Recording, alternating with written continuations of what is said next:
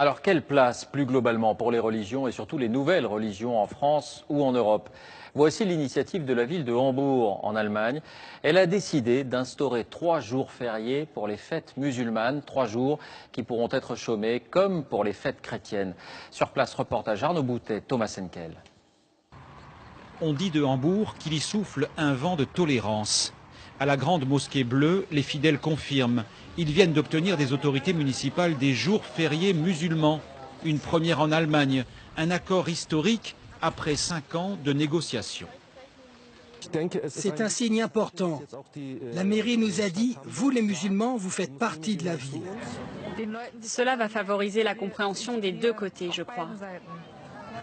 Les 130 000 musulmans de la cité portuaire pourront s'absenter 3 jours par an afin de célébrer une fête islamique. Dans cette mosquée, la plupart des visiteurs non musulmans s'en félicitent.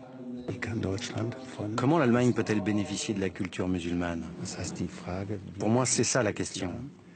Il faut arrêter de jouer à se faire peur, comme le font certains. Cela va encourager la tolérance et faire taire les conservateurs qui refusent tout changement. Ce sont eux les plus agressifs, mais il y en a peu. Quelques musulmans et quelques chrétiens tout au plus. Et pour favoriser le dialogue, l'État contrôle depuis peu les cours de religion musulmane. Quels sont les 5 piliers de l'islam? Il faut aller une fois à la Mecque. Nous sommes ici dans une école publique.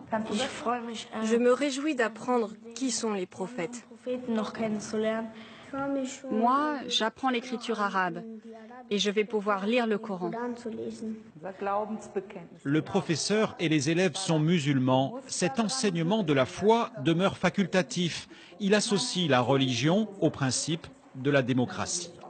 Une quarantaine d'établissements tentent l'expérience à l'ouest du pays et d'autres devraient suivre. Et avec la reconnaissance des jours fériés, c'est là un nouveau pari sur l'intégration. En bref, encore à l'étranger, des images.